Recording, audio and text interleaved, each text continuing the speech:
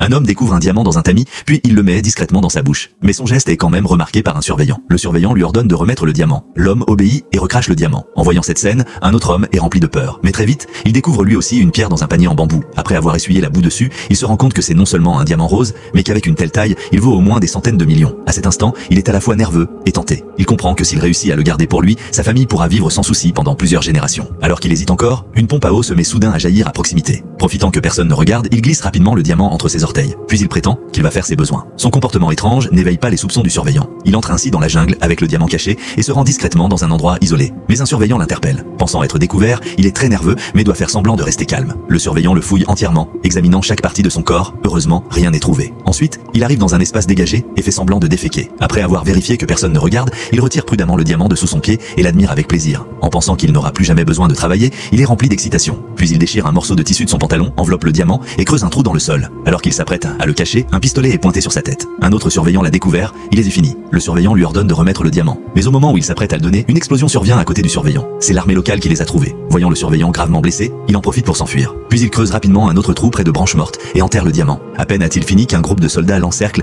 et l'emmène en prison. Sur le chemin, il ne peut s'empêcher de regarder en arrière à plusieurs reprises, espérant qu'un jour, il pourra récupérer ce diamant. Après avoir été enfermé, il reste debout devant la cellule, plongé dans ses pensées. Il n'aurait jamais imaginé que le surveillant n'était que blessé et pas mort, et qu'il l'avait reconnu. Celui-ci le pointe du doigt et affirme qu'il a trouvé une énorme pierre. L'homme est choqué. Pour prouver son innocence, il enlève tous ses vêtements. Tout le monde est impressionné par son geste et choisit de le croire. Mais un homme blanc reste méfiant, le fixant intensément, comme s'il avait percé son secret. Pour prouver qu'il ne cache rien, il se déshabille complètement devant tout le monde. La majorité le croit, mais Xiaoli trouve cela suspect. Après avoir été libéré sous caution, Xiaoli fait libérer l'homme. Peu après, celui-ci est relâché. Il ne cherche pas à savoir qui l'a aidé, mais retourne précipitamment au camp de réfugiés pour voir si sa famille est encore en vie. Mais après avoir consulté la liste des blessés, il ne trouve aucun membre de sa famille. Alors qu'il est désespéré, Xiaoli le retrouve discrètement et lui dit que c'est lui qui l'a fait libérer et qu'il veut retrouver le diamant avec lui. Mais l'homme pense que tous les blancs sont sournois. Il n'est pas très intelligent, mais pas stupide non plus. Il sait que dès qu'il ne sera plus utile, il sera tué sans pitié.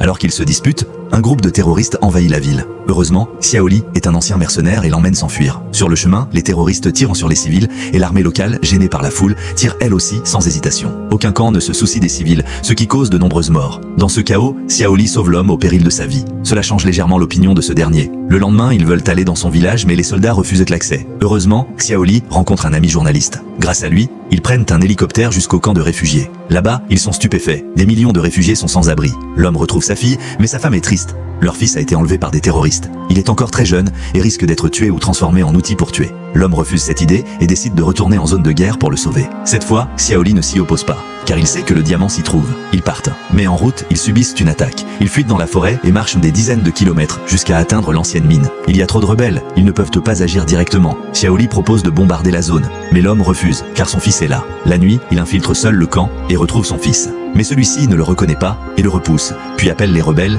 il est capturé. Le lendemain, le chef rebelle menace de tuer son fils s'il ne retrouve pas le diamant. À ce moment, l'armée attaque par hélicoptère. Les rebelles sont en déroute. Dans le chaos, ils tuent le chef rebelle. Xiaoli sauve le fils. Après la bataille, ils retournent à l'endroit où le diamant est enterré. Ils commencent à creuser. Quand le diamant est sur le point d'apparaître, un combat éclate. Xiaoli est gravement blessé. Il fuit rapidement, mais Xiaoli faiblit, incapable de continuer. L'homme le porte sur son dos, mais il finit par s'effondrer. Sachant qu'il va mourir, Xiaoli sort le diamant et sourit malgré lui. Il le remet à l'homme, ainsi que la carte d'une journaliste, et lui demande de partir avec son fils. L'homme refuse d'abord, mais Xiaoli insiste. Après son départ, Xiaoli appelle la journaliste avec un téléphone satellite, lui raconte toute l'histoire et lui demande de veiller sur lui. Puis il meurt sur cette terre africaine.